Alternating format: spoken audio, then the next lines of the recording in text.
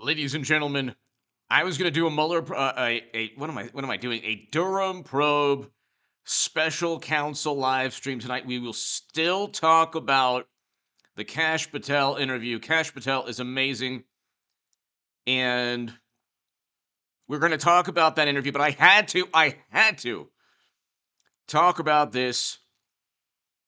Hit subscribe right now to this channel.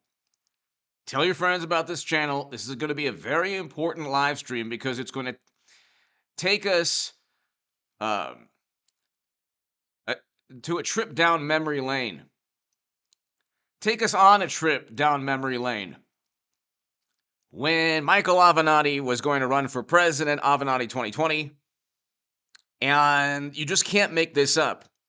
You can't make this up, ladies and gentlemen, because whether it's Michael Avenatti or Chris Cuomo or Andrew Cuomo or Juicy Smollett or Alec Baldwin or Eric Schneiderman or Anthony Weiner or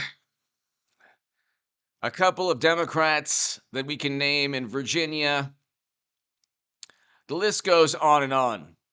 You can't make this up. You cannot make this up, ladies and gentlemen.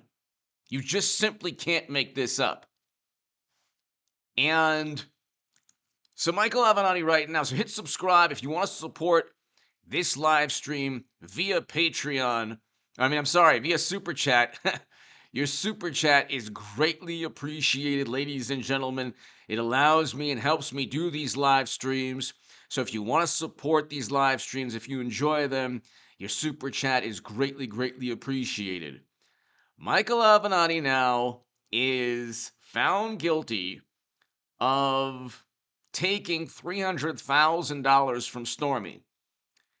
And this is what happens. Everybody who sells their soul to this, it's really a scourge on the left within the Democratic Party. It's this psychosis or some kind of absurd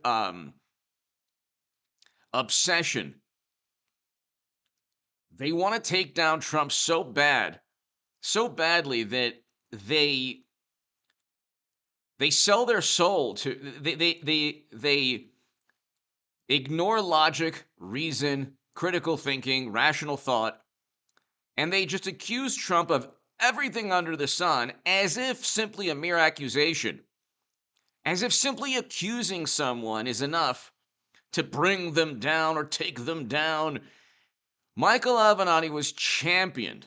He was championed as this nemesis to Trump. And you've seen these people, Eric Schneiderman, Al Franken forced to resign.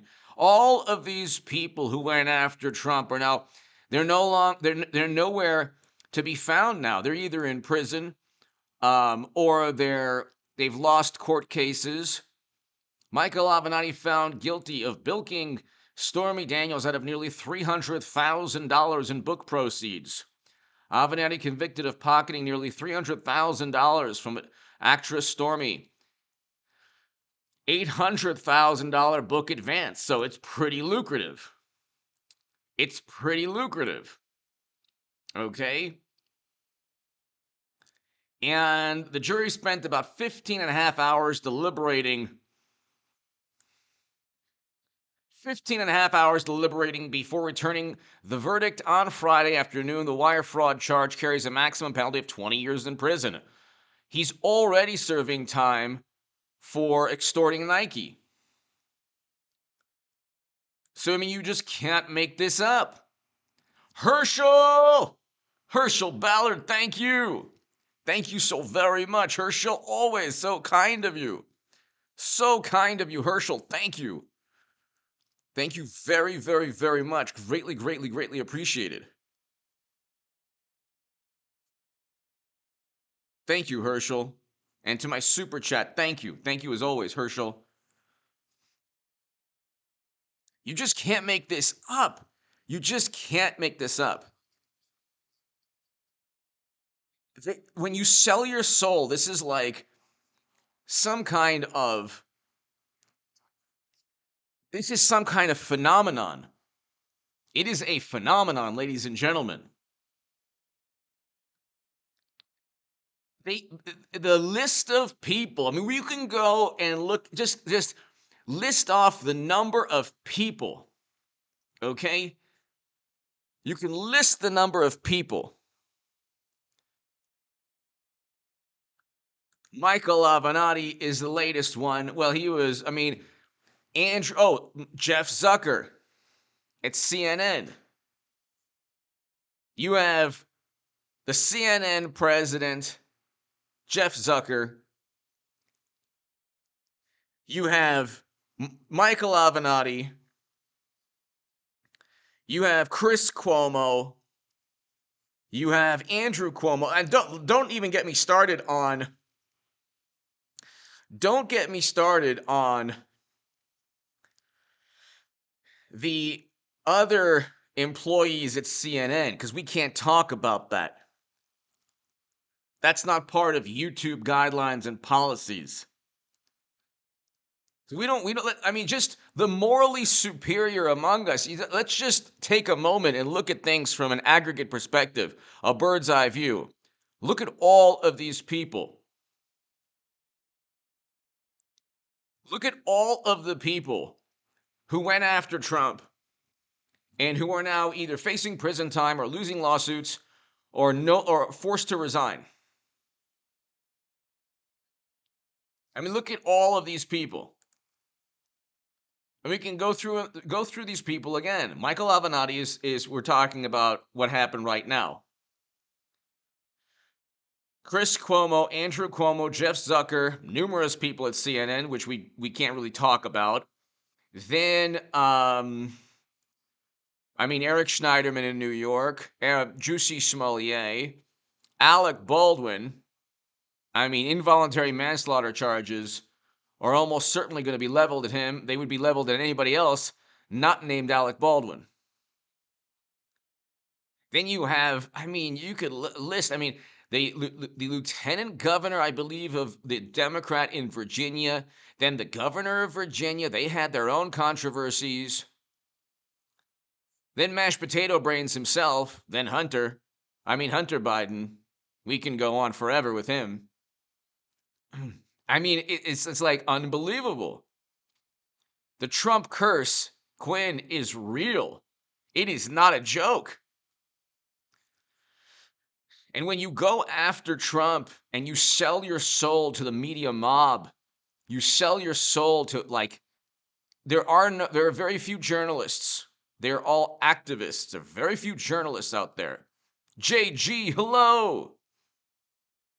Always an honor for me, JG, thank you. There are very few journalists. If you look at the Wikipedia page of all these actors and producers and directors, they're also activists.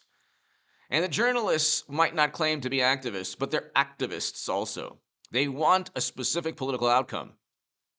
But what happens when you devote your life to taking someone down? It doesn't work out.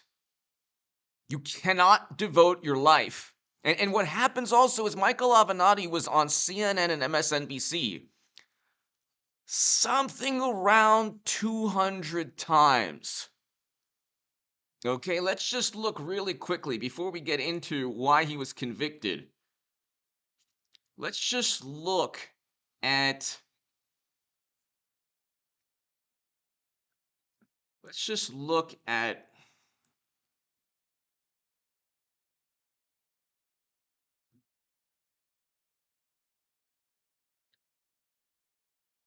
so hold on one second.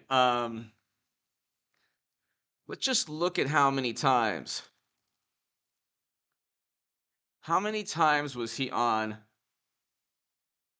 Okay, so this is May of 2018. So I was wrong. 108 times.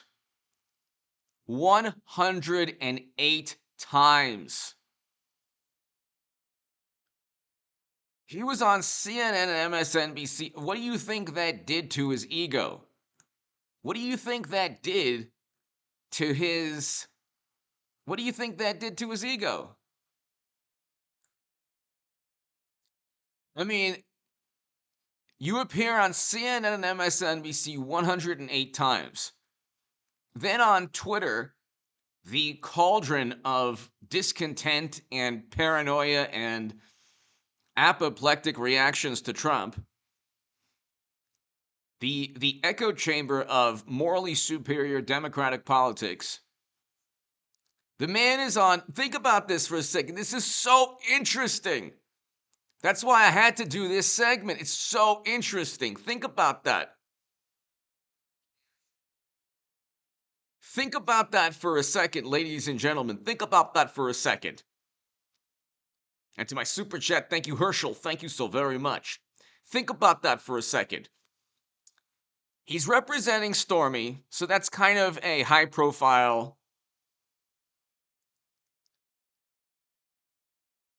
It's kind of a high profile, relationship slash, client, whatever.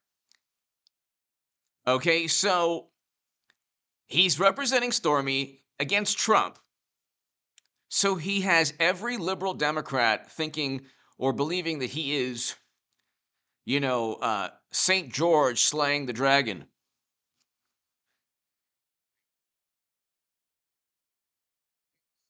And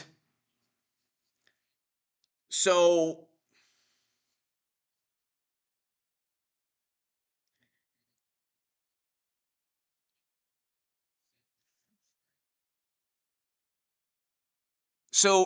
he's representing Stormy.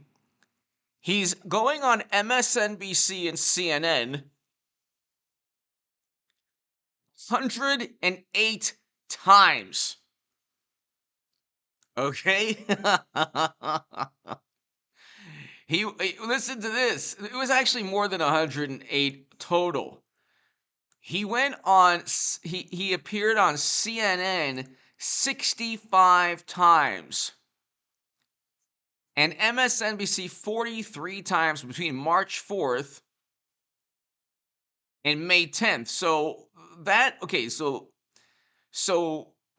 that is I was right. It was over 200 times total within a year and a half or so. In the span of 2 months, he was on cable. He was on CNN and MSNBC 108 times. By the way, Eric and Luke, thank you so very much. To my moderators, I didn't thank you. Thank you. Eric has a wonderful channel. Subscribe to it, ladies and gentlemen. Thank you very much. Luke, thank you. He's on cable. He's on CNN and MSNBC 108 times between March 7th and May 10th of 2018.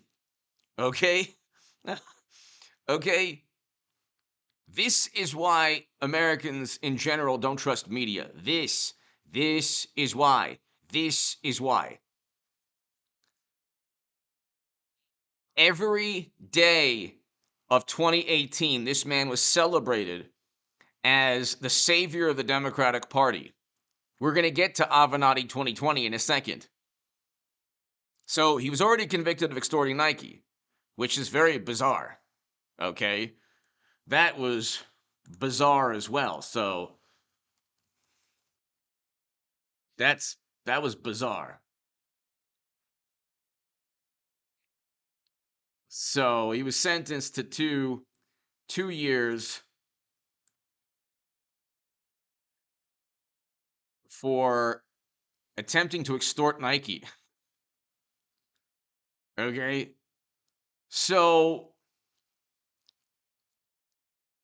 that was bizarre. Like who would have imagined that? But see, when you are championed as this hero simply for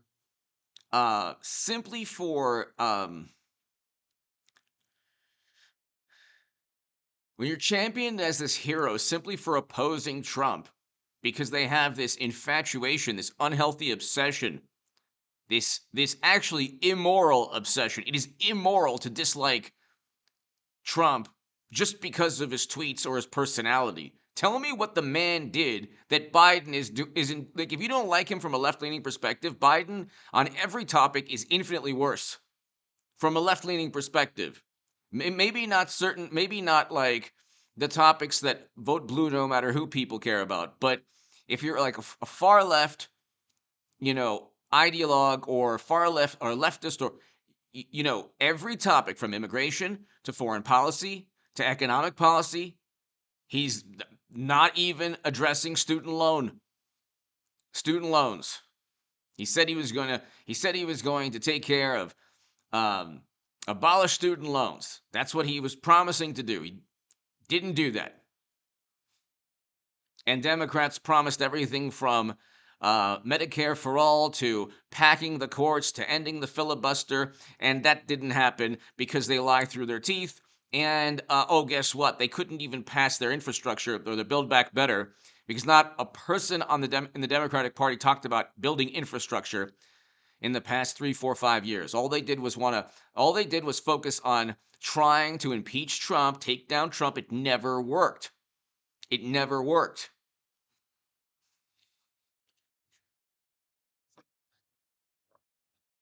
Then recently today, it's Jim Jordan spoke to Trump. So what? Amazing Colonel, exactly. Probably.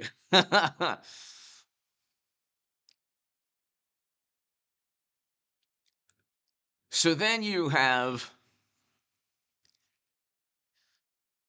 listen to this. The Free Beacon, this is interesting. The Free Beacon offered an estimate of the earned media from the appearances by multiplying the total length of all interviews combined on a software program called the National Public Value.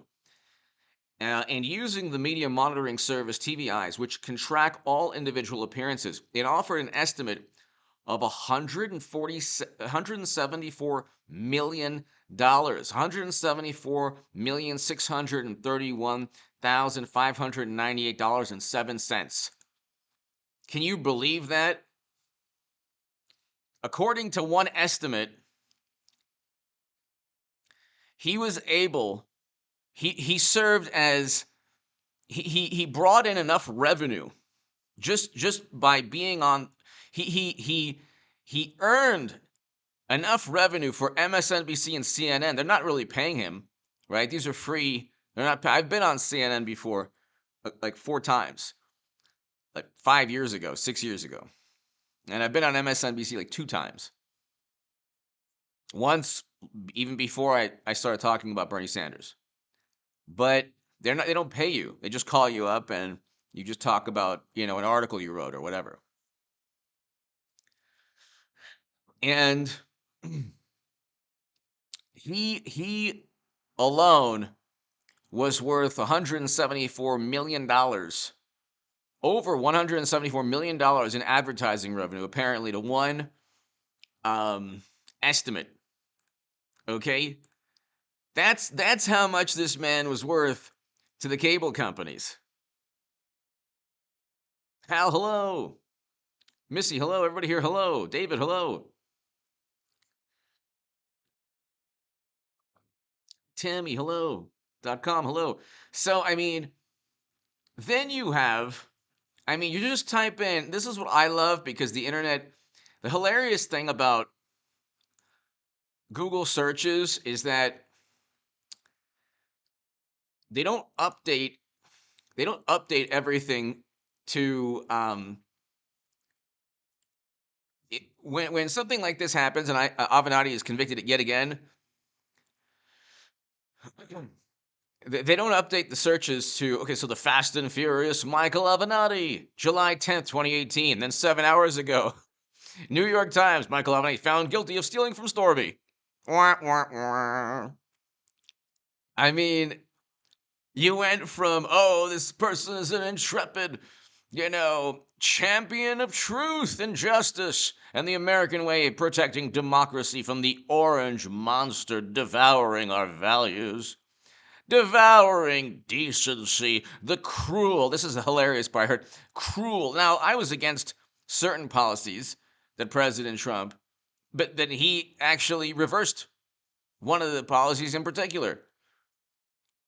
But they called him cruel, and then worse things are taking place under mashed potato brains. But again, the Fast and Furious Michael Avenatti, July 10th, 2018. 7 hours ago, Michael Avenatti found guilty of stealing from Stormy. Same publication. Same publication. Los Angeles Times. Trump meets his match. Stormy's combative lawyer. Wow, the orange monster meets his match. I mean, all they do, this is like all public relations, Hollywood. This is a like liberal media fantasy world where if somebody, that's why Mary Trump and the Lincoln Project and Michael Avenatti and anyone, and they were even kind of defending Kim Jong-un against Trump before they met. Anyone that opposes Trump is a hero because they have this weird, diabolical obsession with the man's personality. By the way, we're heading towards not only a major stock market crash, we're seeing it in slow motion. Everything I predict is taking place. But we're heading towards a recession as well. And you better believe that anything that happens, no matter what happens, they'll always say it's better than Trump's tweets. Herschel, thank you again, as always.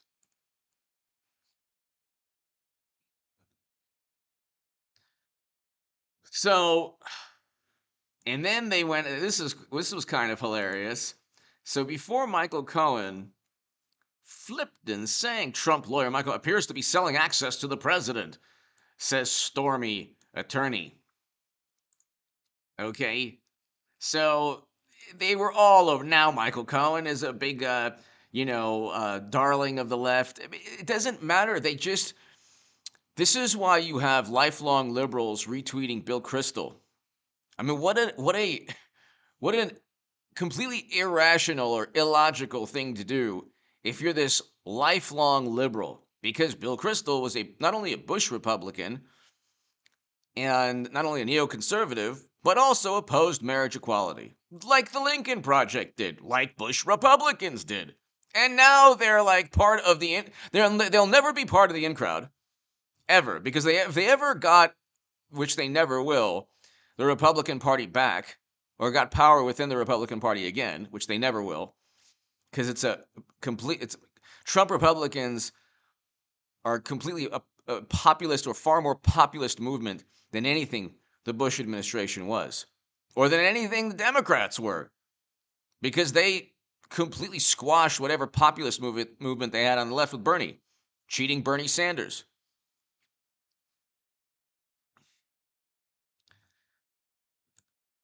But you get these liberal Democrats who are like, oh yeah, um, these are the good Republicans. And then if you have Mary Trump or Michael Avenatti or anyone who turns on Trump, Michael Cohen, then suddenly they're like media darlings. But here,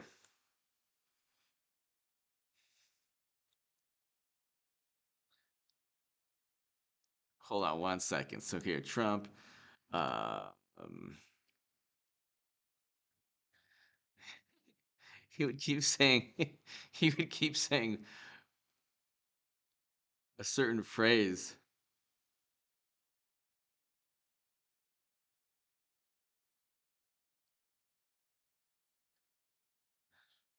The Atlantic. I mean, this is, Michael Avenatti is the 1990s style celebrity lawyer of the Trump age, the bombastic legal advisor to Stormy's taking cues from the era of OJ and Monica Lewinsky. When the Atlantic is writing, a public relations article for you, if the Atlantic writes a hit piece, it's only for the Democratic Party, and if the Atlantic writes like a positive piece, it's only for um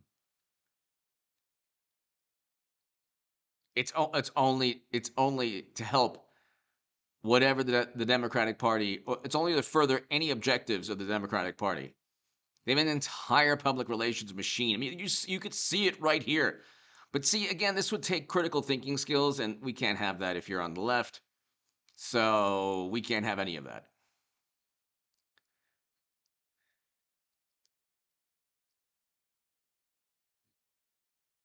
So here, this is interesting. Look, just look.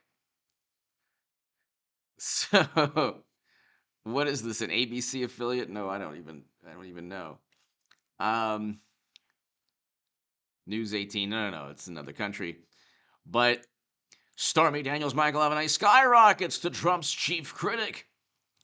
I mean, you have to ask yourself, Fox. Ah, I love it. Michael Avenatti, Stormy's lawyer and potential presidential candidate, explained.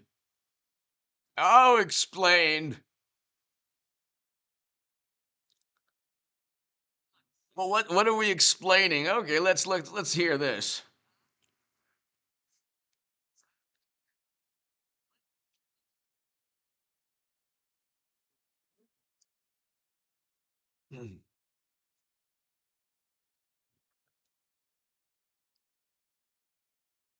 I mean, he was on Twitter every single day.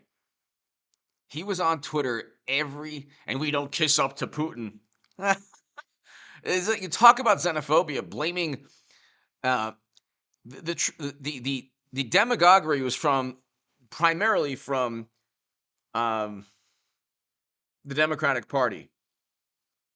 You blame Russia for all your problems, and you accuse others, everybody from Tulsi Gabbard to Bernie Sanders to Trump, of being Russian operatives. You're a demagogue.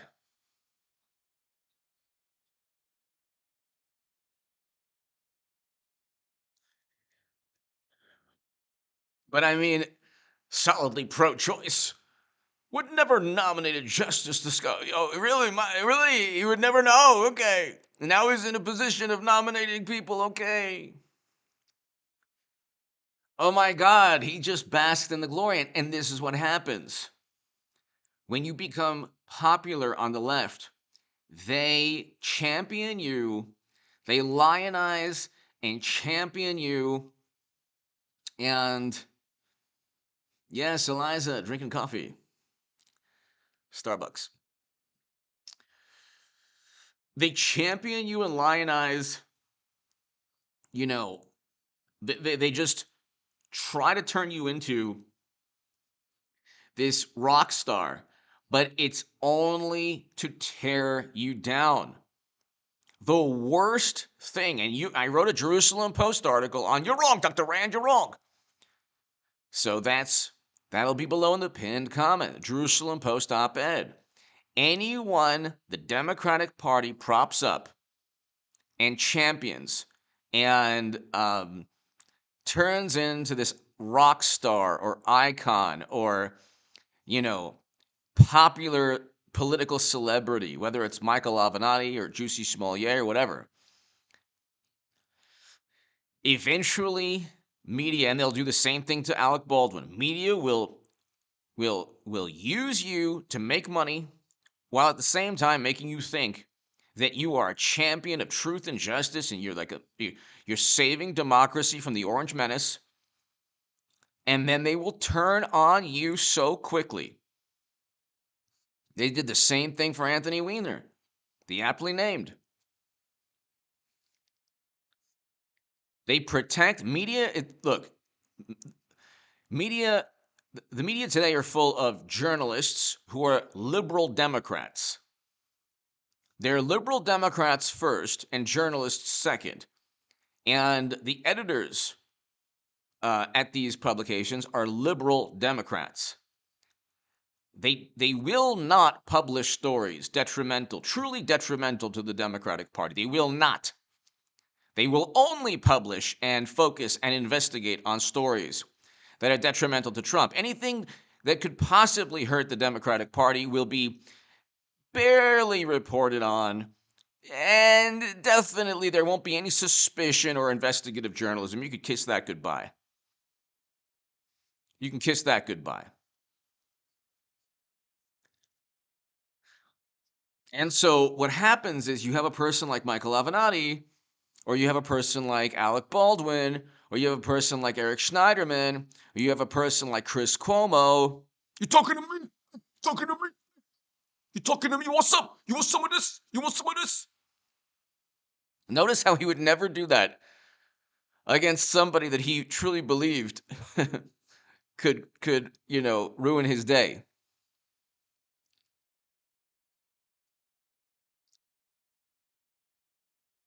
You look at the way Alec Baldwin is, Michael Avenatti. They're all media creations of the left. They're media creations of apoplectic liberal Democrats. And they are retweeted. Like if you're Michael Avenatti or Alec Baldwin or Chris Cuomo or Andrew Cuomo winning an Emmy, think about every single day you wake up. What are you doing? You're opposing Trump. When you're brushing your teeth, you're thinking about opposing Trump. When you're drinking coffee in the morning, you're thinking about opposing Trump. When you're driving your car to MSNBC or CNN or to, whatever, to pick up your client, Stormy or whatever, or to go, to go to CNN or to go to the Hollywood set or whatever, you're thinking about, oh, what am I going to say today to disparage Trump online or, in front of the camera? Every waking moment is I'm going to bask in the glory of saving democracy from the orange monster.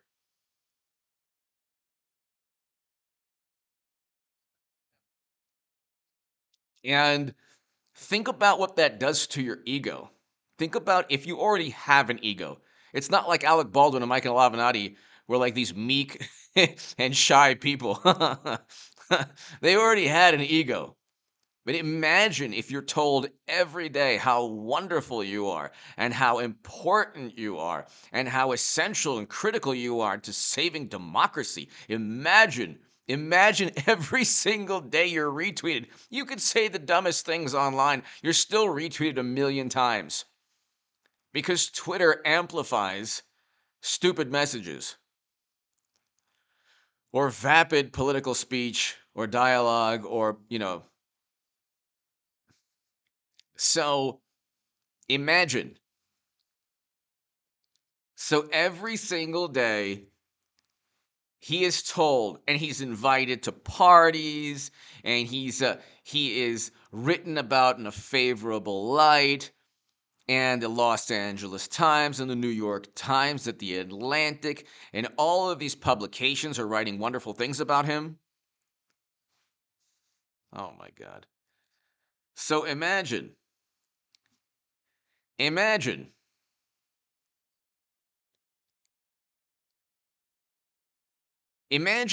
what that does to somebody. Imagine what that would do to somebody whose ego is already, larger than Mount Everest. Imagine what that would do to somebody.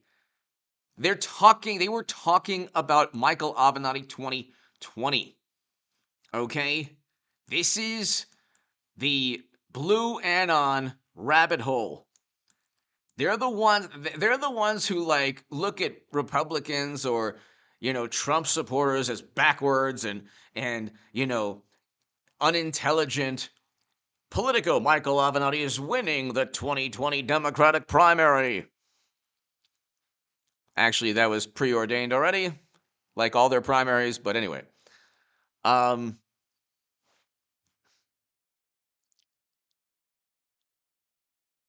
oh my god, dude.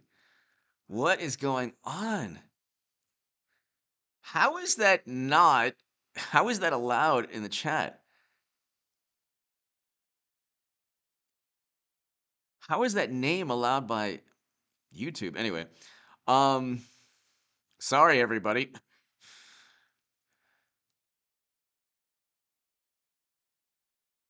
Sorry, everybody. Okay, hold on one second. Let me see this here.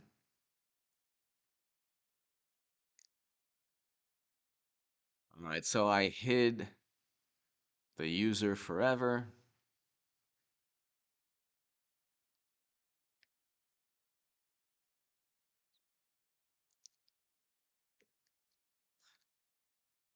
So he is.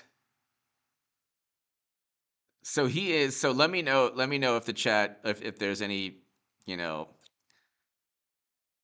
crazy people on the chat, and I will kick them off. But Michael Avenatti is mulling CNBC. CNBC. Michael Avenatti's mulling a 2020 run for president again. The story of Michael Avenatti is a lesson for 2020. The case for Michael Avenatti 2020. Who wrote this? Okay. The case for Michael Avenatti 2020.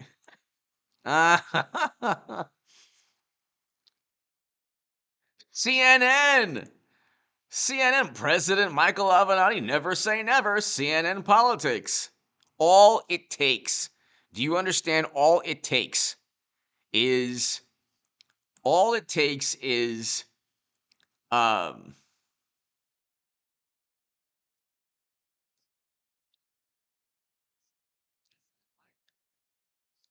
all it takes is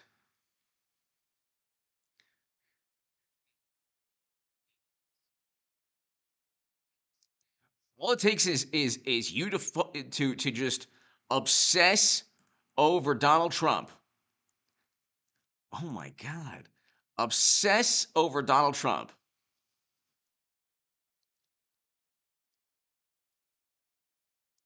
That's it. I'm pretty much watching everything.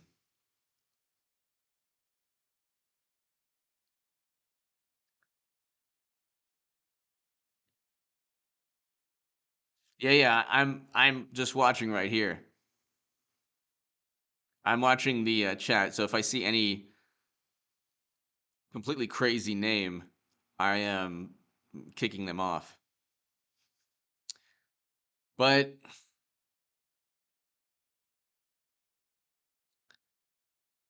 they were talking about Avenatti 2020. They were talking about Avenatti 2020. And that's the obsession. The obsession, these are the people who pontificate. That's the thing. They pontificate. They pontificate, and thank you, Ted. They pontificate, and by the way, for the crazy people on the this is like kicking them off is enjoyable for me. So it's not like it takes me a second to just kick people off the chat. So it's not like you know, but the the um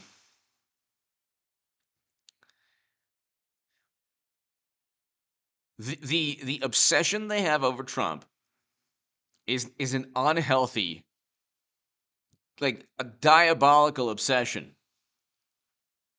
It is completely unhealthy. And oh my God, it is it is completely unhealthy. And what takes place is you have these stories like okay, Trump was never indicted or charged for anything that happened with Stormy. He wasn't. There was nothing that he did. There was no campaign finance violation, because if it was just to hide the affair from his wife, then that wouldn't have been a campaign finance violation. That was also a business transaction. You want to look at it from not only the interpersonal relationship aspect, it was a business transaction. She accepted money. So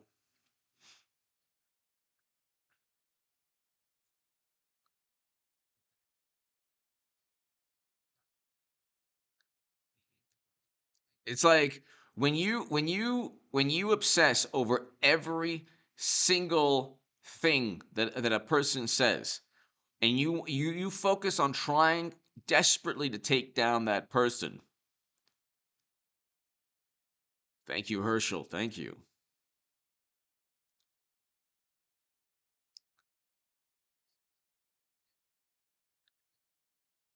The thing, ladies and gentlemen, is that you can look, and it's not just Michael Avenatti, it's like this entire machine.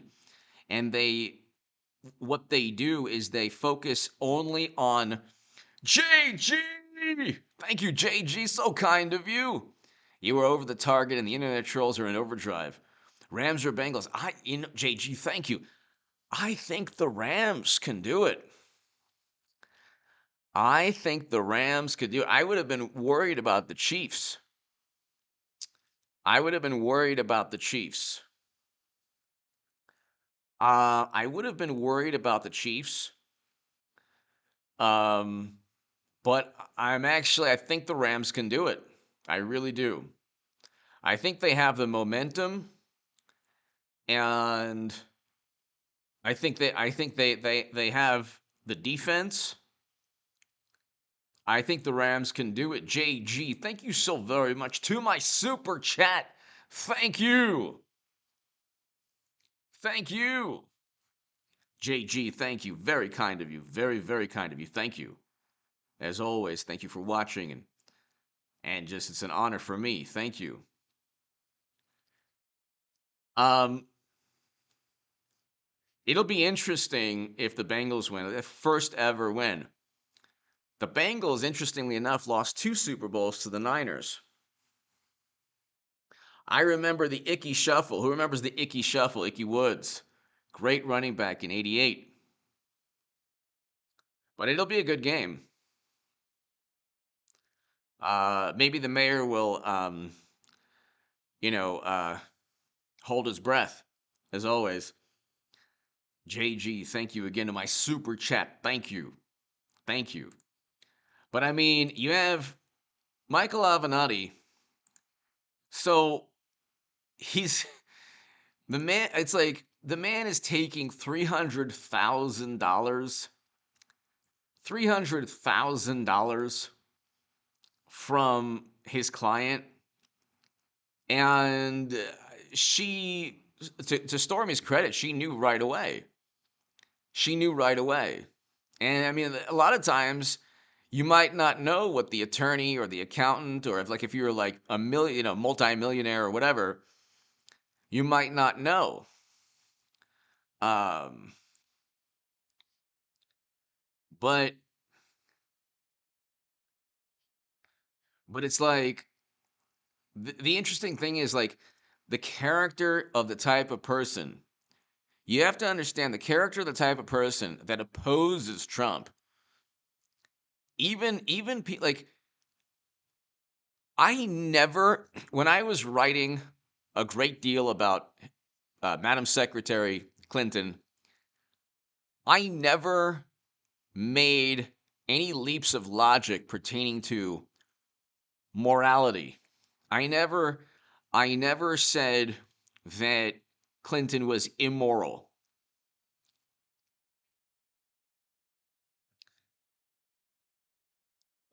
William,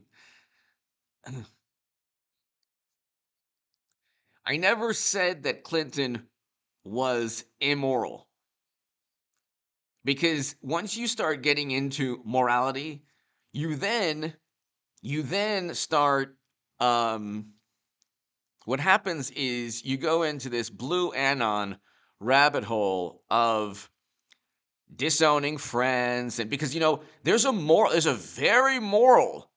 are very moral reasons to vote for Trump. What President Mashed Potato Brains is doing, sending Americans off to Europe, is one example. One example. Trump would never have done that.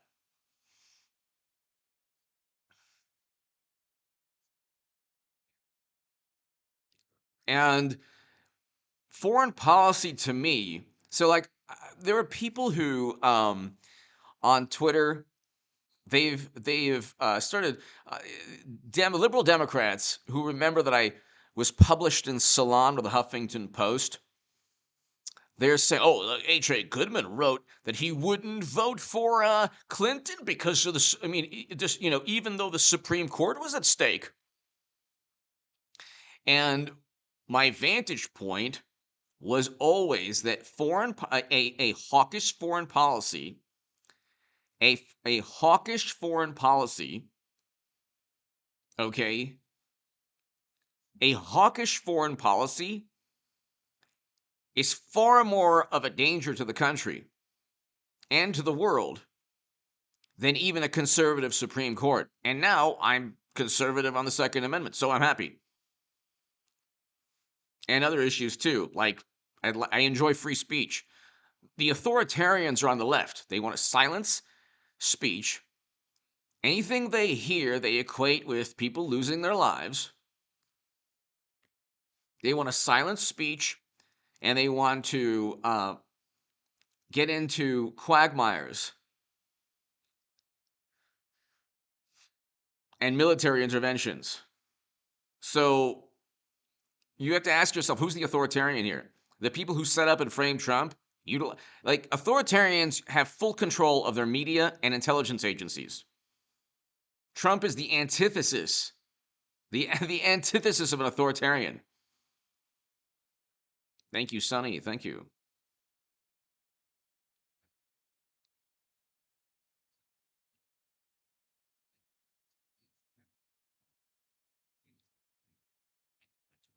So, I mean, you have a situation, ladies and gentlemen, where this is just an example of what's wrong with this. Would never have taken place in the 80s or 90s, or actually any time prior to 2016.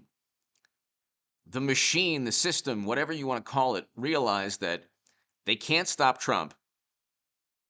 They can't stop Trump in a normal, like, if they're somewhat objective, it doesn't work. There's no way that they can stop Trump if they're somewhat objective. Okay, they have to level every single possible advantage against Trump.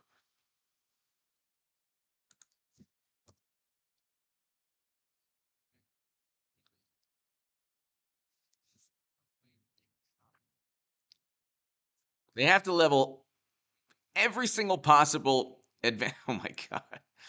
They have to level every single possible advantage against Trump.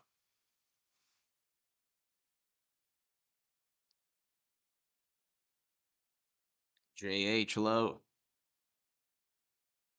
They simply can't, like, turning Michael Avenatti into an icon, turning Michael Cohen into some kind of champion of truth, or Mary Trump, or Juicy Smollett, anyone, turning these people into these champions of democracy would never have taken place. Would just never have taken place in any other time period. J Spot, keep on keeping on. Thank you, J Spot 51. Thank you. Well, it doesn't really. The thing is, like, it takes me a split second to kick people off the chat. So I don't really understand the the sad, like, thrill someone gets. Like, it's literally a split second. You're probably taking so much more time out of your evening, wasting time with the most absurd names just within a split nanosecond to get kicked off and banned from the chat. What's the point? I'm still going to continue, so you're not going to stop the chat. Okay? I don't know what the point is. Don't you? I mean, don't people have something better to do on a Friday night? Don't you think you have something better to do? Don't you have anything better to do? Scott Crawford! Big Red Trump 2024. Yes. Yes. JG, Scott Herschel. Exactly. I'm going to be that giant red 2024 avatar in the Metaverse. Born to raise hogs! Thank you, Born to raise hogs. Thank you. Born to raise hogs. Thank you.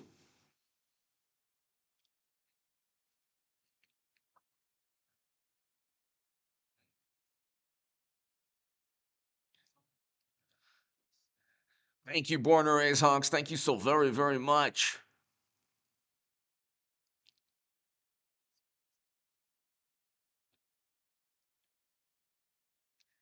Thank you, Born to raise hogs. Thank you, Scott JG Herschel. Thank you so very, very much. To my super chat, thank you. The thing with the internet, and you see it with, this person or people like wasting time on a Friday night. On a Friday night, in my 20s or 30s, I'd be going out. I'd be enjoying life, especially in my 20s and also, early 30s. On a Friday night, up until social media, let's say, up until Facebook ruined or Twitter ruined the existence of people, of humanity, you'd be going out and enjoying life. You wouldn't be taking like minutes and hours out of your night to just go on a live stream. And that's the thing. It's like it takes a second. If you're the type of person that's going to spend time trying to ruin a live stream, how about go out into the world and like enjoy your life? Jojo, thank you. How about taking a second away from whatever momentary enjoyment you get and going out seeing a movie? I don't know, calling up friends or a friend, or just going by yourself and seeing a movie.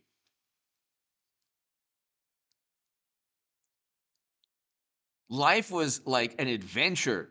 You could go like, be with my friends in college. At 2 in the morning, 3 in the morning, we'd go to Denny's, and it was fun. It was like a little adventure. I mean, do you think that Denny's is that, is that a true adventure going to Denny's at 3 in the morning? Most people would say, um, JG at the Avid. Well, I'll see you at the Metaverse. Okay, I'll be the giant red Trump 2020 2024 robot. But that's the thing. Like at Los Angeles, for example, Southern California was every Friday, every Wednesday night, Thursday night, Friday night, Saturday. Moons over my. Exactly. And for your birthday, remember they would give you. They always had like baseball cards. Remember who remembers the Denny's baseball cards? Who remembers Denny's baseball cards right now? I want to know. I want to know who remembers the Denny's baseball cards.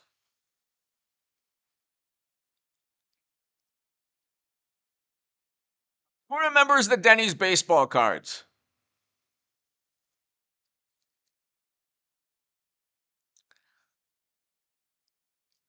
Wednesday night, Thursday night, Friday night, Saturday night, and Sunday night. There were like 5, 6, 7, 8 nightclubs that you could go to. Nightclubs or bars, and they would be packed, or there would be a lot of people, or packed. 3D set. Exactly, Anthony. Exactly. The 3D cards. Exactly. You had things to do. Okay. Now Facebook wants you to go into the computer. It's not enough the computer has ruined people's lives. They want you to go into the computer.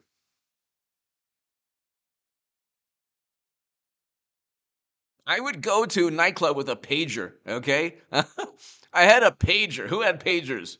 I would have a pager and that's it. I wouldn't even have a cell phone. I wouldn't even have a cell phone.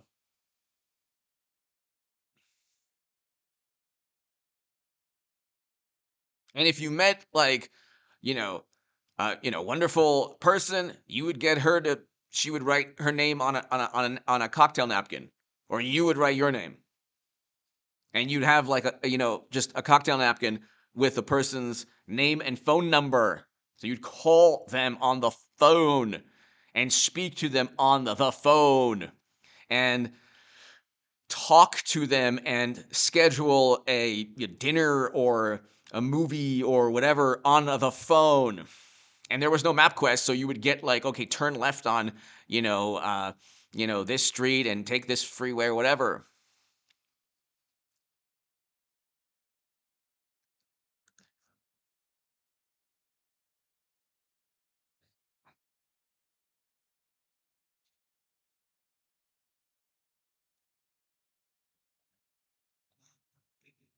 Exactly. It's like life is so different now. It's so different. And I would say it's not different for everybody, but it's different, I think, for the younger generation, especially with the hysteria and paranoia of the past couple of years.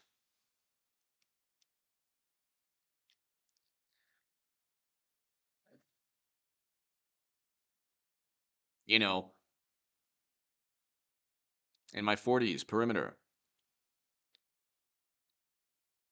Life was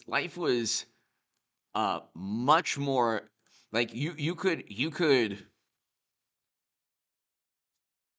y- every night there was something to do where it wasn't like you didn't have your cell phone.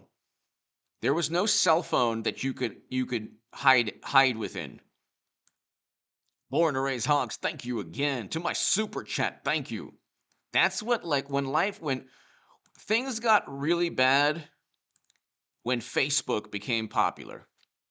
When Facebook became popular, life changed. When Twitter became more popular, life changed. I remember the same ones. The same ones you do, literally. You could go to a coffee house at like 1 at 12 at night. At 11 at night, you would go to a coffee house. There are no coffee houses in Southern California opened at midnight. I mean, to sit in. You would go and you would 8675309 Herschel. You could go to a coffee house. You could go to a bowling alley. You could go to a nightclub. You can go to a bar. You can go to Denny's. You can go, like, there was a million things you could do at night. Now there's nothing. And if you wanted to speak to people, this is why you have all of these like life coaches for men. This is why, Molly, thank you. This is why you have all these life coaches. This is what you have to do to get your, inner drive. Yeah. You knew how to like interact with people. Okay, is everyone confident always in their life? No. You go through ups and downs. But back in the day, actually speaking to people wasn't a problem. You could go dancing. You could actually dance with people. And they wouldn't call SEAL Team 6 on you. And it wouldn't be like, oh my God, look what. It was just like people would have fun. And they knew boundaries. Exactly, JG. And they knew boundaries and it was fun. And Like nobody was felt like a victim. Nobody had a chip on their shoulder. It was a completely different world.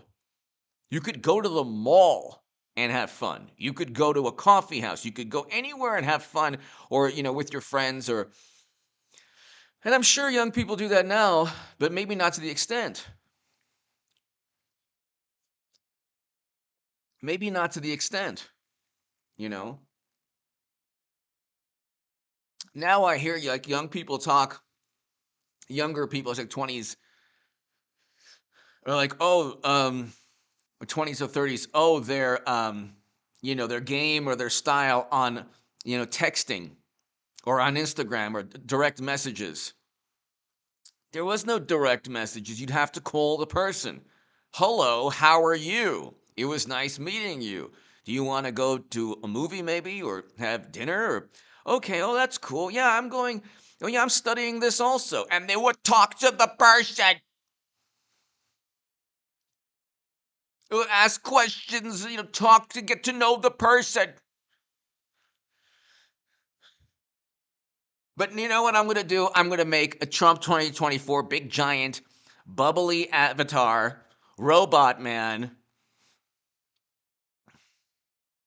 and then I'm just going to go to every Genesis park in the metaverse. Hi everybody. Hi everybody. It's me. H.A. Goodman. J.H. Thank you. Want to vote for Trump? That'll ruin the metaverse moment.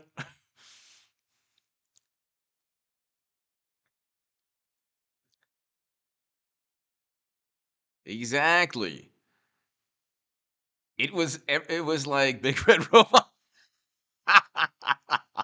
Hi everyone. What are you guys doing? What's the matter? Why is everyone leaving the Genesis Bar and Grill right near Genesis Park? Tammy, thank you.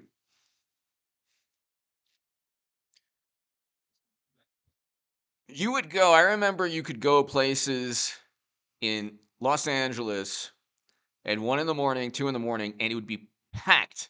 I'm talking packed. You could go to Mel's Diner. You could go to different restaurants. I don't even think they're probably open at that time now. But you would be packed because Jerry's Deli, everybody would be um everybody would be done with the nightclub or going out or the party or whatever, and then they'd want to eat. So it would be fun. We'd have a fun time.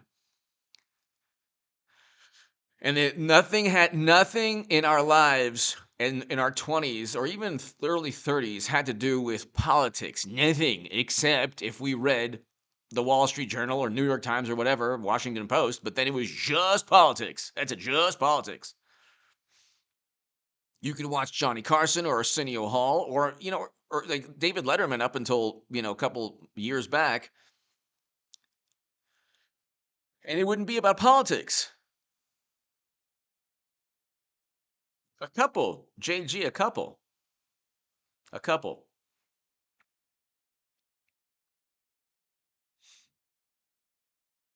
Now everything's different. Now it's like, I mean, I think those days will come back actually because they're very lucrative for the businesses. You know, I think that once we have the recession, we're going to have a recession. People will say, you know what, all the experts, they're so wrong about everything. So let's just live life. Now everyone is like, you can't, you can't.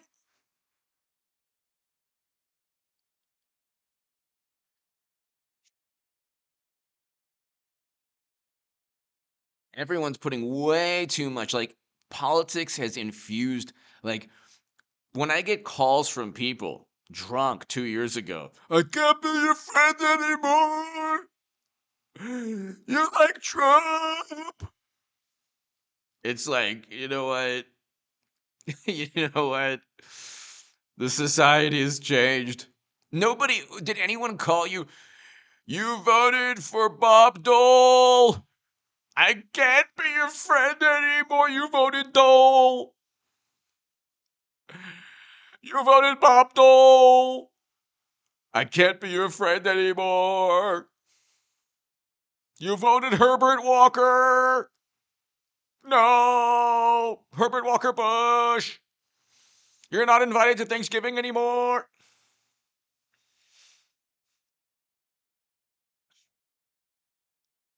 Everything is so different. Bring your own Splenda.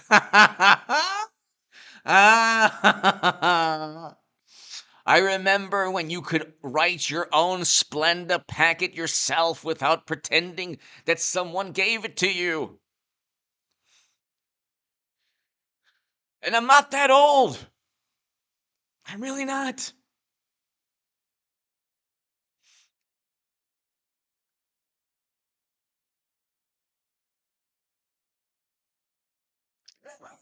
J Spot 51. Power walking. What happened to power walking? Everything was better then. Everything. Vinny the Mall Walker. Now you have Instagram and Facebook, but Instagram and Snapchat and direct messages in my 40s.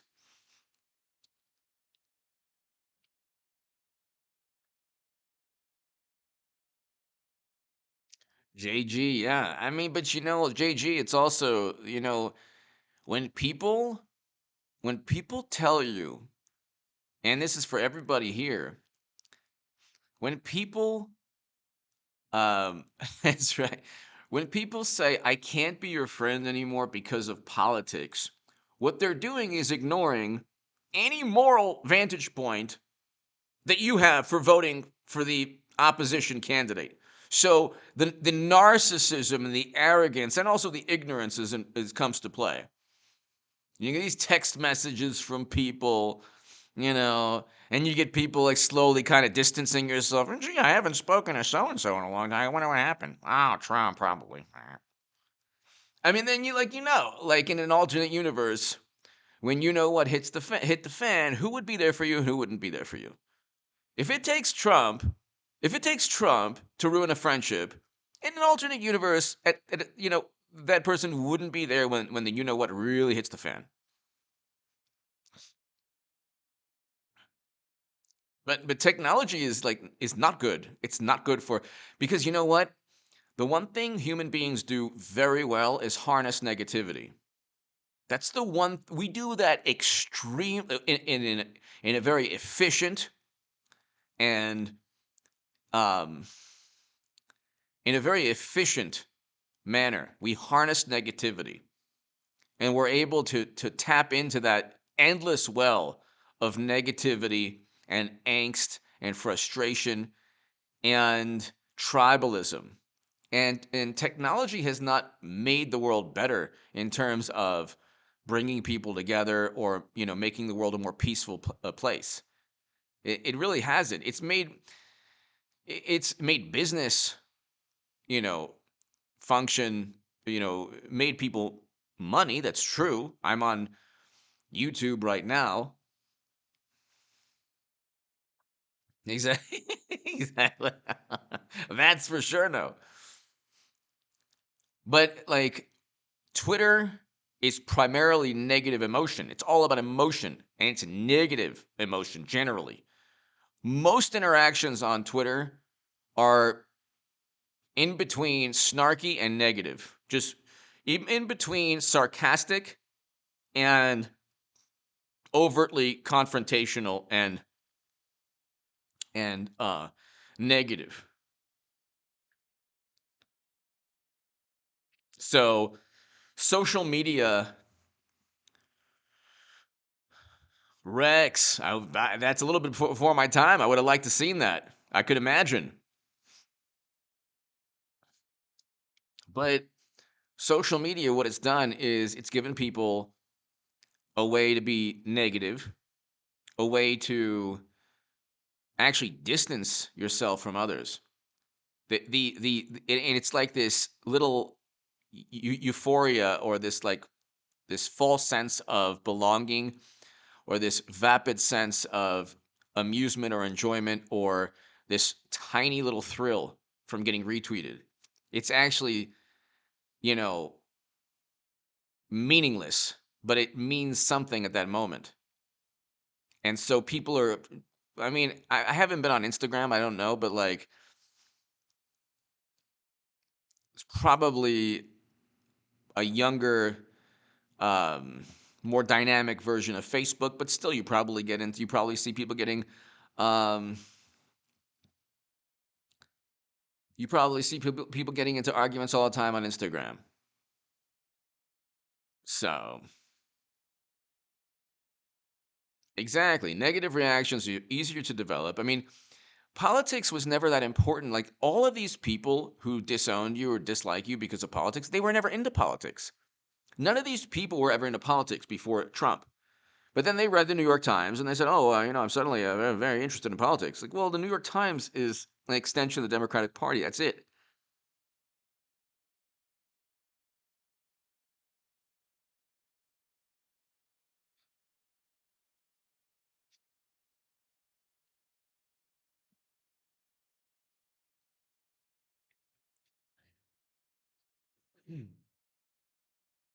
It's like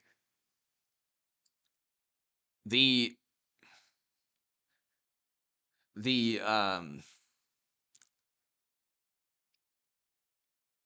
this growing up, or the world that I remember, the world that I used to, that we all used to live in, the world that I remember, there was no such thing as being offended. It was sticks and stones may break my bones, but bad words will never hurt me. Sarah, thank you. You learned that as a child. Sticks and stones may break my bones, but bad words will never hurt me. And of course words hurt, but you get over it and you use it as fuel, to further your determination. You use it as, oh, I'll prove to you, I'll show you. Now it's, oh my God, I'm sorry for the hurt I caused. You didn't cause any hurt. It's all a political tool. They want to impose they want to impose their will upon you by silencing you. It has nothing to do with hurt. Like, if somebody makes a joke that's offensive or apologizes for it, it should be end. That's it. The end. You have apologized. Whoopi Goldberg, for example, shouldn't in my world she shouldn't have been suspended, but she said something really ignorant, and it revisionist history to fit the revisionist history that she's or the certain type of social theory, which, by the way, points directly to Democrats. If every institution, if injustice exists within institutions, who runs these institutions? People like Ted Cruz? No. Liberal Democrats run most of the institutions in our country, or influence most of the institutions in our country. They keep talking about these social theories. They don't talk about Rikers Island in New York. They don't talk about the wealth inequality in both New York, Los Angeles, and pretty much every Democratic run city. The greatest wealth inequality. And the childhood poverty is also the greatest in urban areas, which are run by Democrats. So,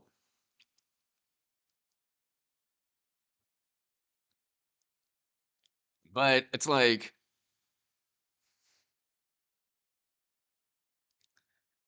there would never be a Michael Avenatti in the 90s. That person wouldn't exist because people were too busy doing things. People were too busy. Like, everybody knew up until recently not to really trust experts or government, or like not to simply quote unquote trust people. If it made sense, it made sense. If it didn't make sense and you had to coerce somebody, then that's a problem. There was never this type of mentality that, well, everyone believes this, so it must be true. Now, of course, it wasn't perfect. Like, in the 80s or 90s and before, you had certain backwards viewpoints. Okay, but even when those backwards viewpoints were perhaps more prevalent, people still knew right from wrong. It's not like people didn't know right from wrong. It's not like, it's not like people weren't offended back in the day. There were people who, the Dodgers general, I think it was the Dodgers, one of the Dodgers executives, forgot his name, a very famous, sports personality. They both of them were fired in the 80s for very offensive statements. This is not like the first time period in American history where people lost their jobs because of truly offensive statements. The difference is that people had more confidence and people had more determination, or I should say, I wouldn't say people, the culture or the media or, the general feeling. That's right, Conrad, that's right.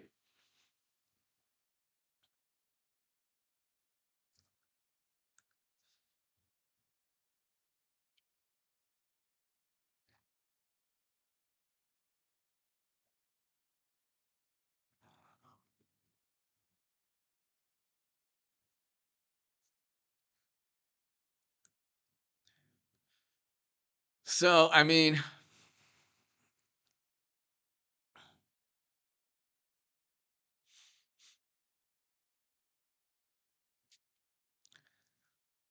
this I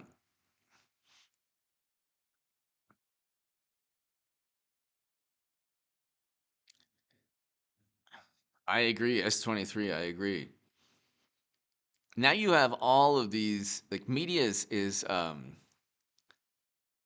there's this general paradigm of thought that worships expert opinion or reveres expert opinion, but doesn't but doesn't acknowledge dissenting opinion from experts. So so any dissenting opinion, Emily, thank you. Any dissenting opinion is ignored.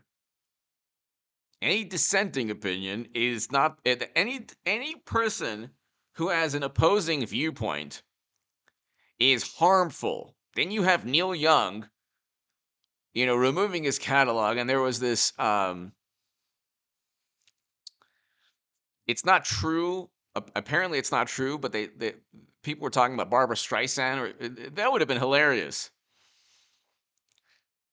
At the end of the day, that would never have happened in like the 90s or 80s or even the early 2000s, because everyone stayed in their lane naturally. It's not like they were afraid, but everyone just stayed in their lane because there's no reason for a musician to get into politics. If you're only going to devote your life to the Democratic Party, there's no reason. You're not doing anything. Like, if you are being championed by this system, if James Comey and a former and a 90s rock and roll, or if James Comey and John Brennan and also Neil Young are on the same political side, or if the Lincoln Project, if the Bush Republicans and Neil Young are on the same political side, I'll be on the opposite side. Okay?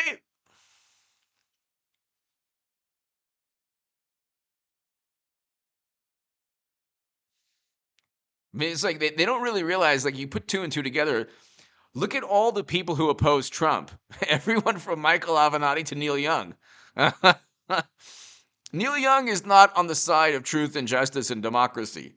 He is a morally superior liberal Democrat in his 70s or 80s. Okay. He's set in his ways. And he very likely has ulterior motives to pulling his catalog. It's not just morality. And morality has very little to do with politics if you're talking about political sides, okay? Very little to do with politics.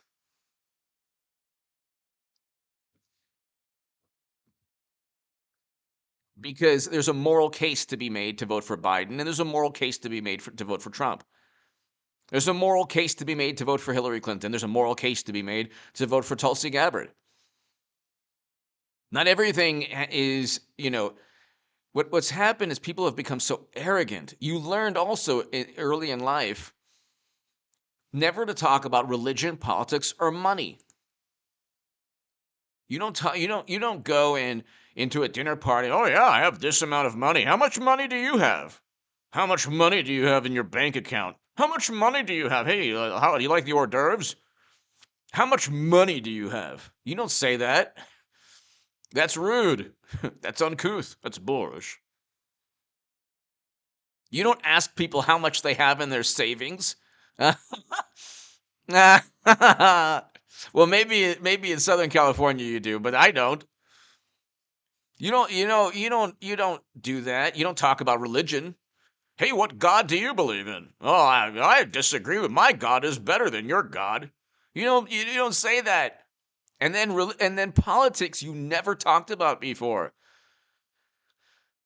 Now it's just all tribalism, and the thing is, the most apoplectic and hysterical are the the morally superior, wonderful liberal Democrats.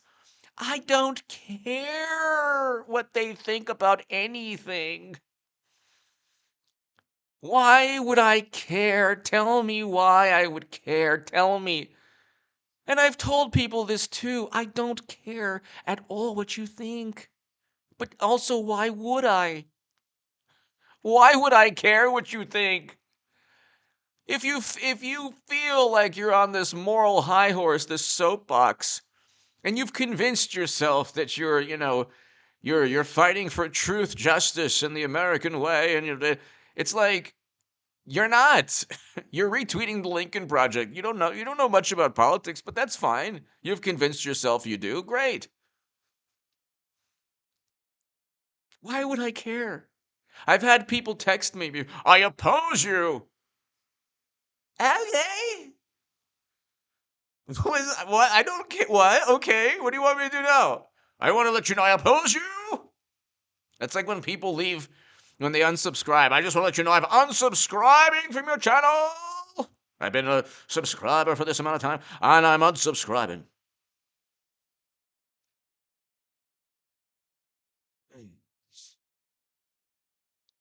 Like, why would I care about a person's outrage if they don't have the right to be truly outraged, or if they're only outraged because it hurts their sensibilities? Scott Crawford! As a big robot, I'd pass out.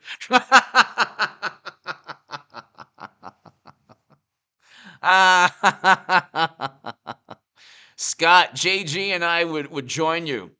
But it has to be like this. Scott Crawford, thank you to my super chat. Thank you. Scott, it has to be like this. You have to go like this. Scott, this is how I would do it. Hi, everybody. Everybody in the Metaverse in Genesis Park. How's everybody doing?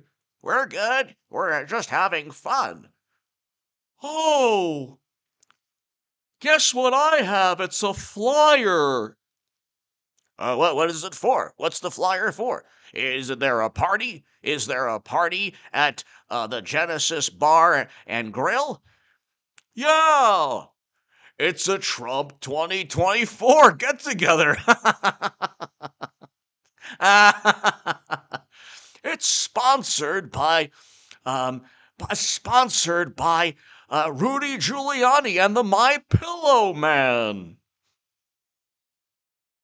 You wanna come to the party? I'm leaving. I don't, you know what? I'm taking my avatar and going. Let's go, Jane. Okay, let's go. This is terrible. We're gonna get the programmer to deprogram you. You can't deprogram me because, well, I paid my fee for the metaverse and it's not against the terms of service yet. It will be tomorrow. We're going to complain. Trump 2024, giant red robot. Well, I know when I'm not wanted.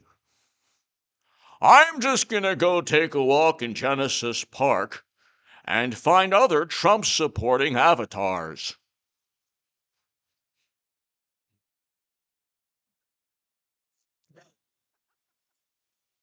Ah,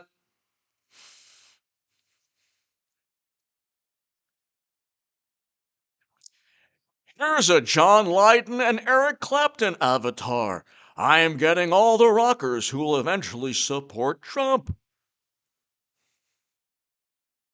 Scott Crawford.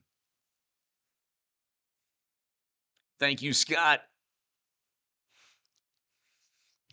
GG. Now I'm talking about the metaverse. Like the whole metaverse here. This is the metaverse, okay? Okay, this is the metaverse. We're talking about the metaverse. Metaverse. Scenes. Oh yeah, metaverse. Oh yes.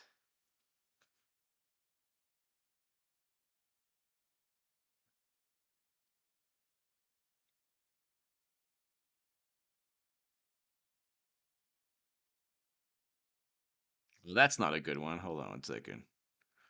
Okay, this will okay. This is hi.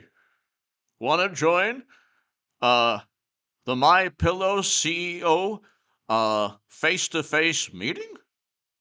It's right now. No, it's not. Hold on. Where was JG? Scott, remember that amazing one? Hold on. All right, hold on 1 second. Okay.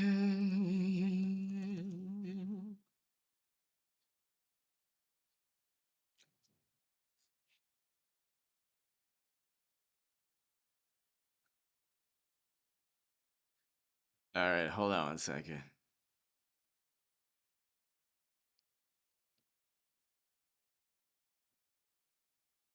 Lord. Okay. Let's see. Oh my God. Wait, where's the other ones? Okay.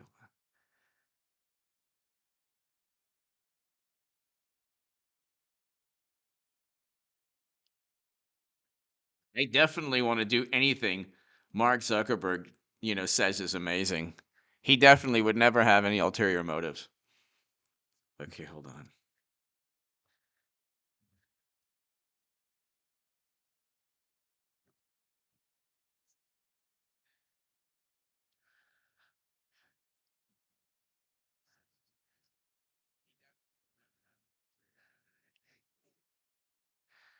All right. Hold on. Well, we're almost there.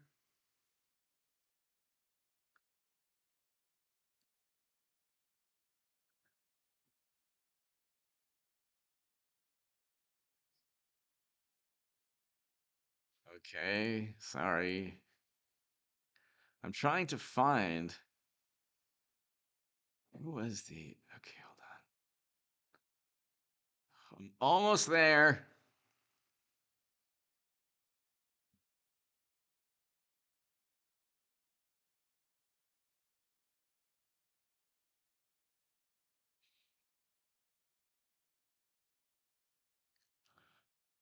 Oh, here. Hey, what are you doing later on? Nothing. My Pillow CEO is having a get together. It's actually a charity function for Trump 20. It's actually, well, it's to give donations, virtual metaverse donations for Trump 2024. Want to come? No. Metaverse police. Metaverse police. Arrest this man. What am I feeling like today? In my, you know, even though I'm in my boxers and tank top on my couch, I feel like a nice polo shirt to walk into Genesis Park. Ah, living is great. Living is fantastic life. Of course, this is not life, but whatever. This is not life. It's a precursor to you know what? Yay, everybody! Hey, everybody, what's going on? Ready for Trump 2020? Yeah!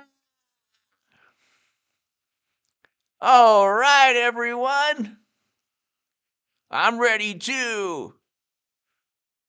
I'm ready too. Got the My Pillow CEO waiting. We're gonna have drinks with him. Rudy Giuliani and President Trump is coming. His avatar, and we're gonna make sure that he gets the White House in 2024. Who's with me? Who's with me, everyone? Yeah. All right. Yeah. Yeah. All right. Okay.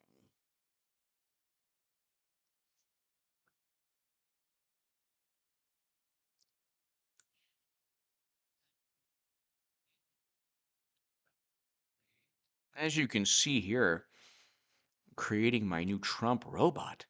What do you think, everybody?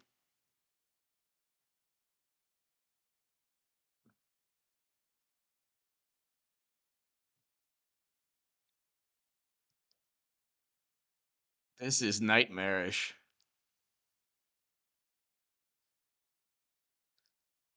This is this is nightmarish. I want to dress like uh one of the gang members in the movie Warriors. Yeah. Warriors, come out and play. Thanks, Mark Zuckerberg. This is so much better than actually having a barbecue.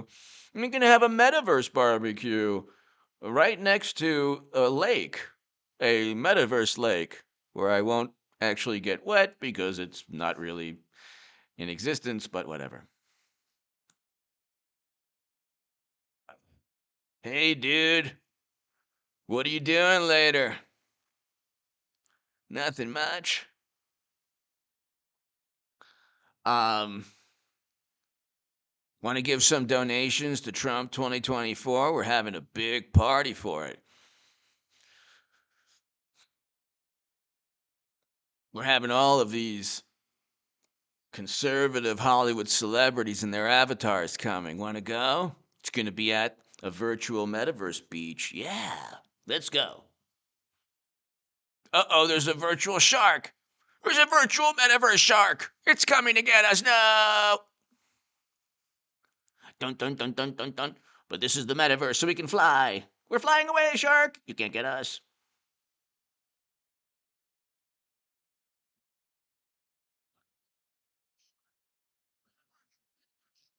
Hold on.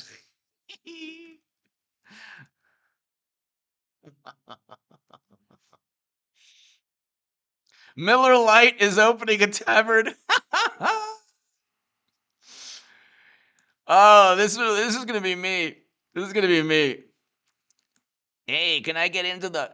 Can I get into the? Oh, can I get into the Metaverse Club? Sorry, you're not cool enough. You're not on the list. Oh no, I'm being rejected from a virtual club. This is terrible. How about I give you some? How about I give you some money to let me in? Sure, you don't have enough metaverse money. How about 100 metaverse dollars for me and my friends? No way, there's like 10 guys with you, dude.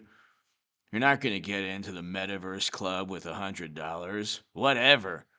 You know, you're not allowed in anymore. Go. Go away. No, I'm so depressed.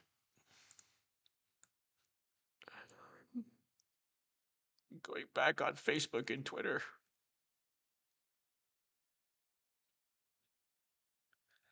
Whoa! This is awesome! The Great Pug.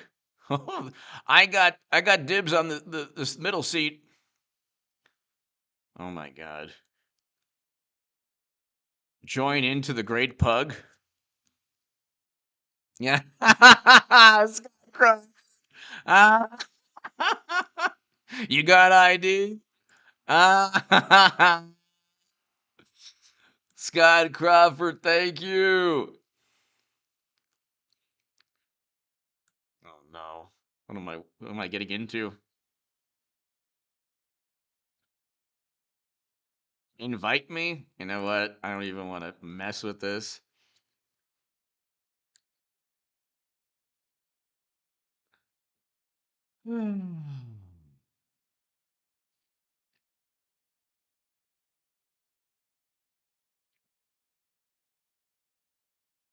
This is hilarious. Let's dance, everybody.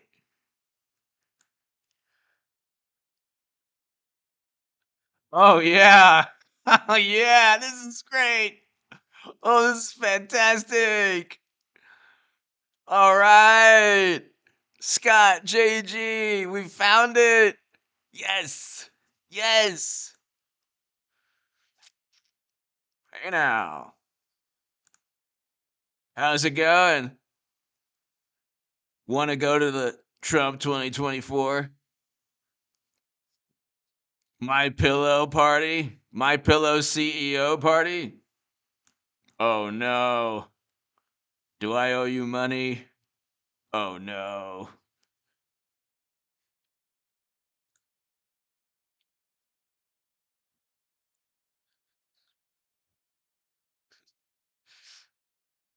Wow. This is awesome. So instead of actually, oh, are you okay? Had too much to drink? Oh man, this is really.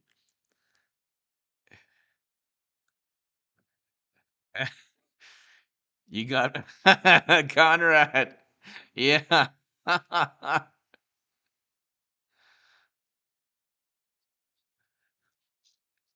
Conrad, thank you so very much as always, Conrad.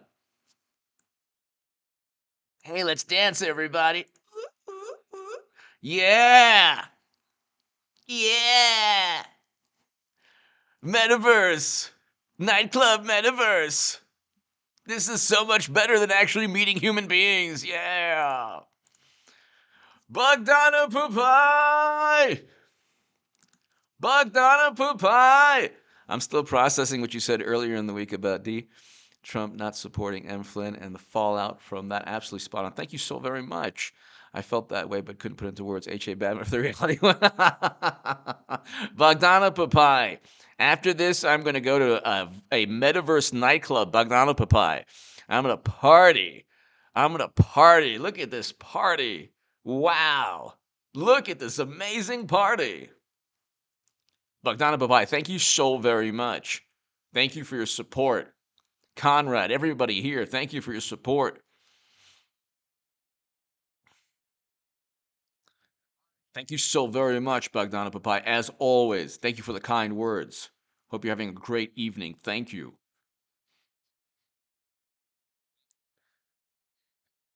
Listen, so drinking in VR is safer than real life? Wow, man, this is fantastic. Yes, on balance, there's no chance of, yes, that's true. Okay. Of course, you could take an Uber. You got, oh, jeez. Conrad. Conrad. Conrad. Oh no, Conrad, what happened? No. Scott, JG, what happened? No, I told you. I told you, avatars, not to drink too much. And now look. This is my parents' house, man. They're coming back from vacation like tomorrow morning. This is fantastic. Yeah, I remember having this experience, in real life, but this is so much more fun.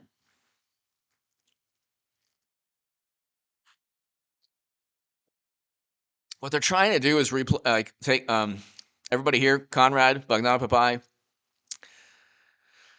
Scott, JG, everybody here. What they're trying to do is actually tap into Dungeons and Dragons, but Dungeons and Dragons is an actual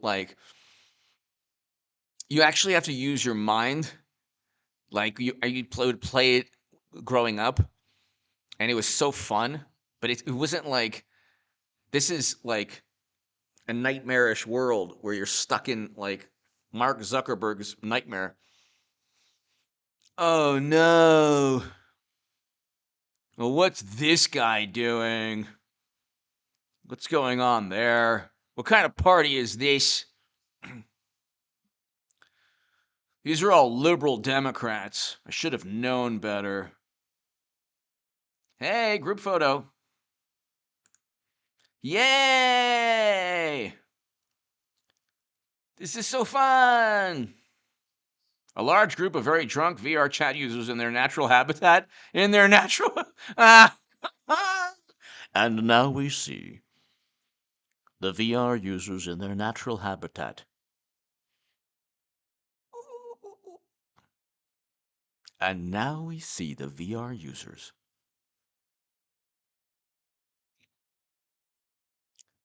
Drunk and in a nightclub.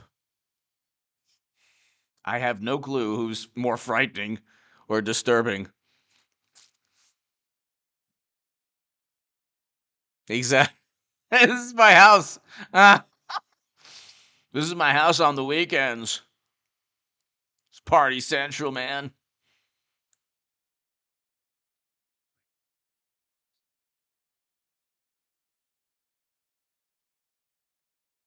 What's this? Oh my god. I need this in my life. Are you kidding me? What's my ex-wife doing there? No, I'm joking.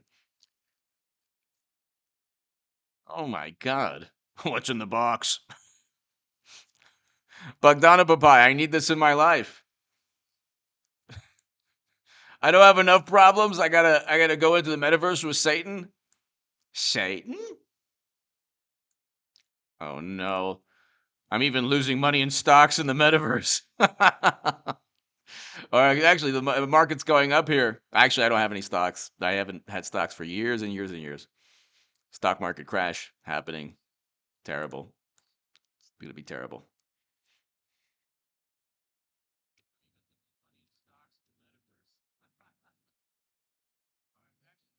It's terrible.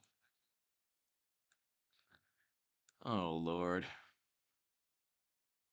Yay, another group photo. What's with these weird group photos? Why do you need a group photo? Very bizarre. Very bizarre. Oh, yeah. All right. All right. Hey, what's your name? I said, what's your name? Police! Arrest him! Oh no, the metaverse. Metaverse stinks. I don't care.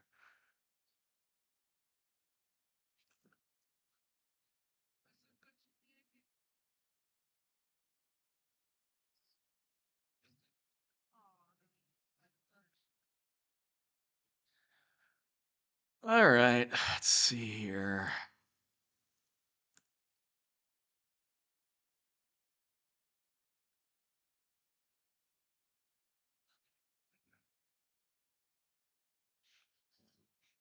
All right, what's this?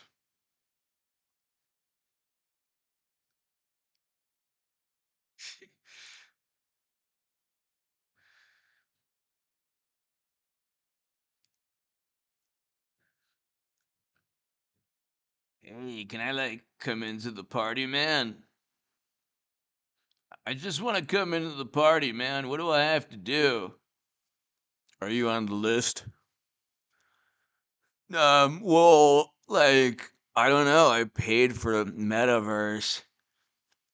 I'm supposed to be able to go into any club. I was told this by Facebook right before I bought the stock and I went bankrupt. Sorry, you're not on the list. What's your name? My name is VR Dinosaur F Trump 65. Let's see, VR Dinosaur Trump 65. No, you're not on the list. You have to go. Oh, come on, man. Let me in.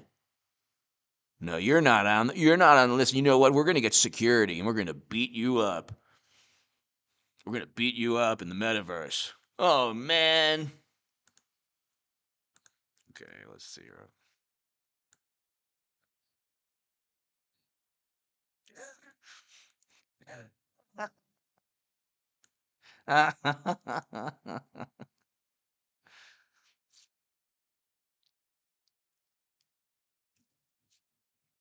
Oh, this should be good, right here.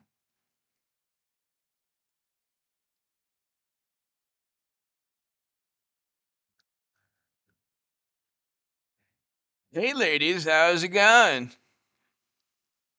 Oh, I said, how's it going? We're like talking. Uh, do we know you? Well, this is the metaverse, and I'm the Trump 2024 giant red robot. Oh my God! Look at him. Who allowed him into this uh part of the metaverse?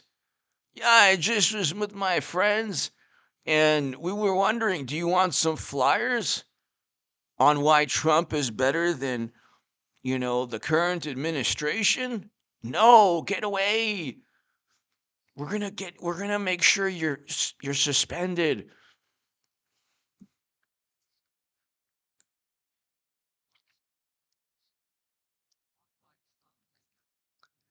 Oh my God, this is hilarious. This is absolutely hilarious.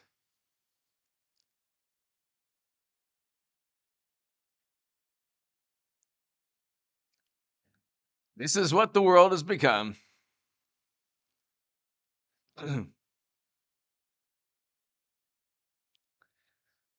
This is what the world says.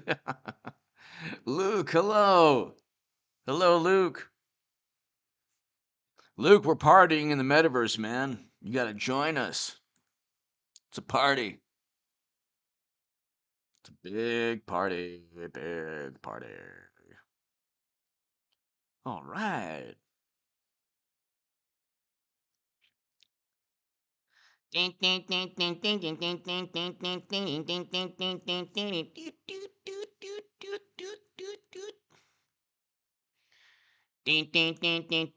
so fun. This is amazing.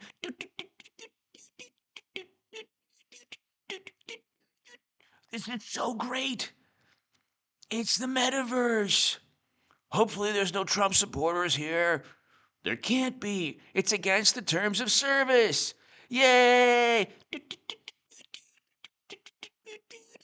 Hold on, let me go on my phone and start chatting via text message on Instagram so I can actually be on Instagram and also within a virtual metaverse. So I'll be in 3 different virtual realities while sitting on my couch naked. Oh, yeah, this is fun. Woohoo! Fun.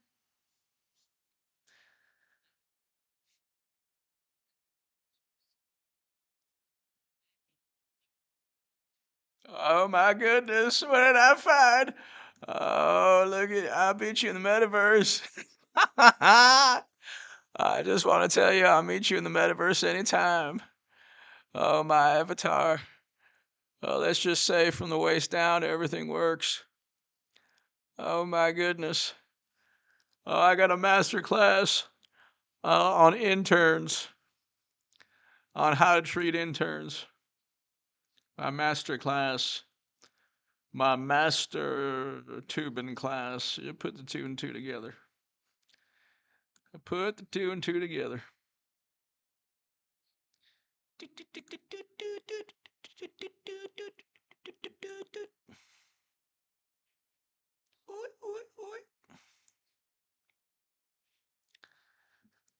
Oh my God.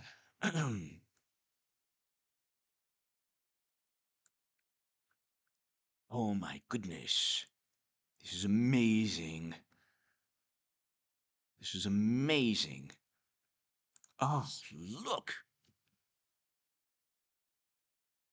Look at the beauty and the wonder. What's going on? I'm like that guy in The Beautiful Mind. All these things are making sense in the metaverse.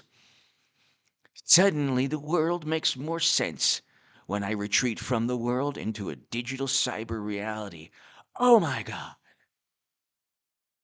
No Trump supporters. No information that's harmful.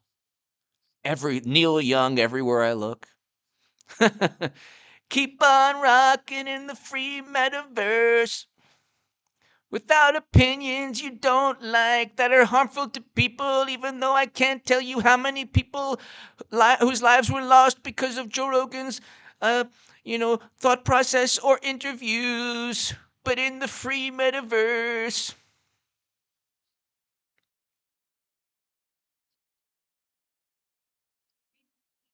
This is amazing. This is even better than trying to get on H.A. Goodman's chat and ruining it with horrible, horrible names. This is better than even that. What could be better than that? Scott Crawford! Oh my God. Scott! Scott! Thank you, Scott! Well, that's the Democratic metaverse.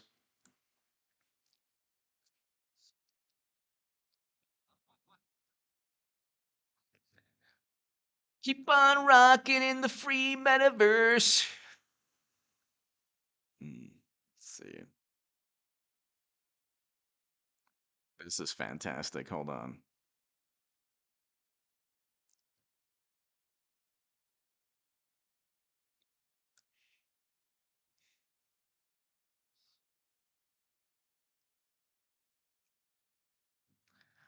This is fantastic. Oh, this is so great.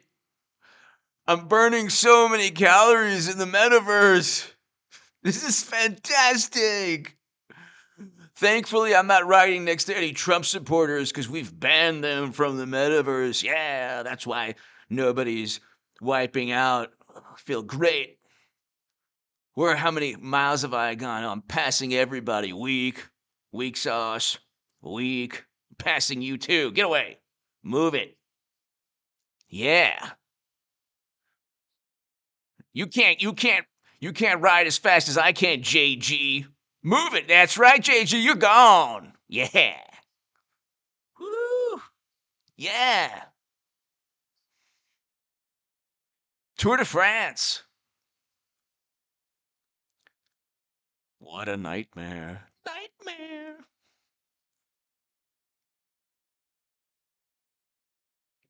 Hi, everybody. It's a land of candied apples and big giant red trees and green trees and yellow trees. This is a fantastic land. This red tree, green tree land is my land. This purple tree, yellow grass land is your land. Do do do do do do. Hey everybody, wanna vote Trump? No? What's the problem? What's the problem? Oh, suddenly I'm not wanted? Just because I'm voting Trump 2024? You're all disowning me? I thought you were my friends. I just met you 2 minutes ago. Okay, I'm out of here.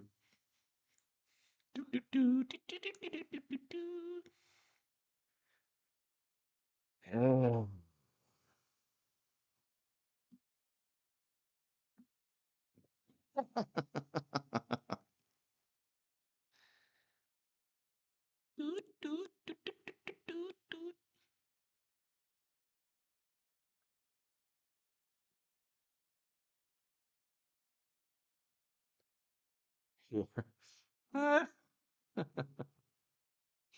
Hi everyone.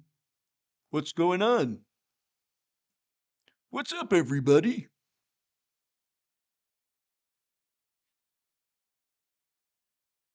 Hey, what's your name? Oh, don't look at me like that. This is the Metaverse. Everyone's happy here. Well, I just wanted to say hi. I'll go if you don't want to talk. No, I'm not trying to do anything wrong.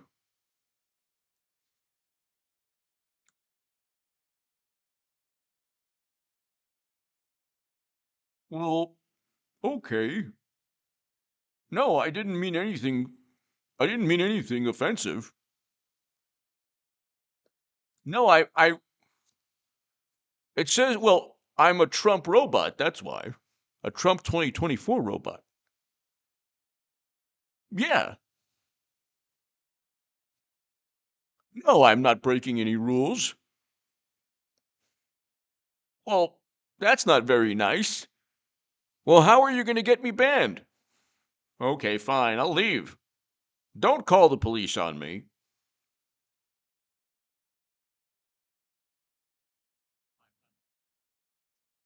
Oh, this is good. That actually, you know what? I'm not going to be the Trump 2024 robot. I'll just be the knight, the the knight in armor.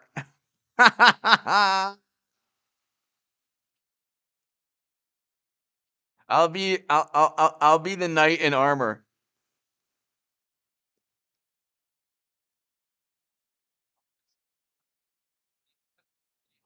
AH, thank you. Bogdana Babai, everyone here, Scott, JG, everybody here, Conrad. I'm not going to be the Trump 2024 robot. I'm rocking the 1400s English uh armor. Yeah. Where's the broadsword? It's just a flesh wound.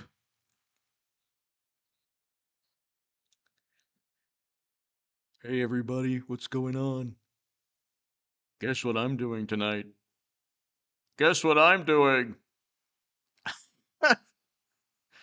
You have to ask yourself, what kind of nightmare, what kind of nightmarish world is happening?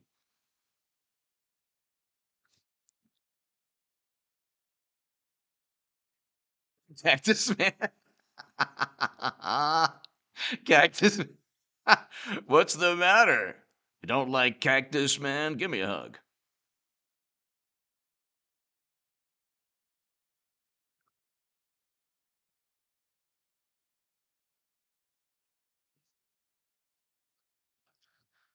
Okay.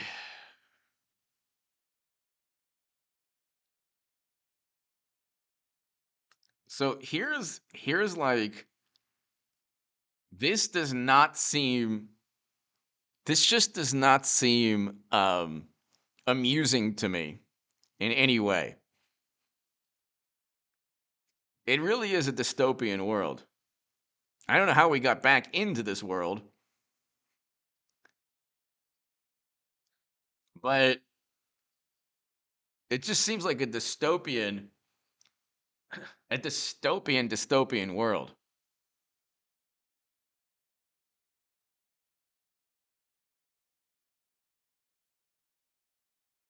And it's like it's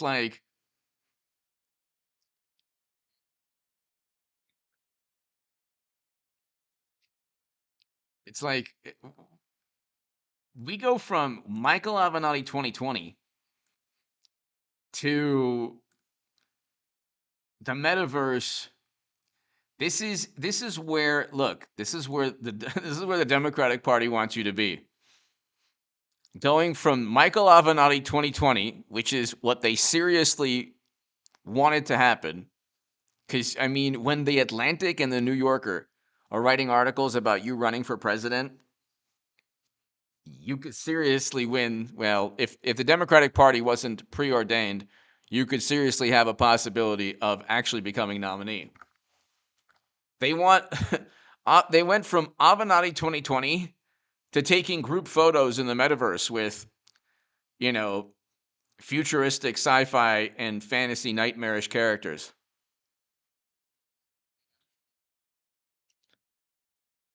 As long as you don't as long as you don't have the ability to actually remove yourself from their warped paradigm of life where everything is sanctimonious, and if you disagree, you've experienced blasphemy and heresy, they're happy.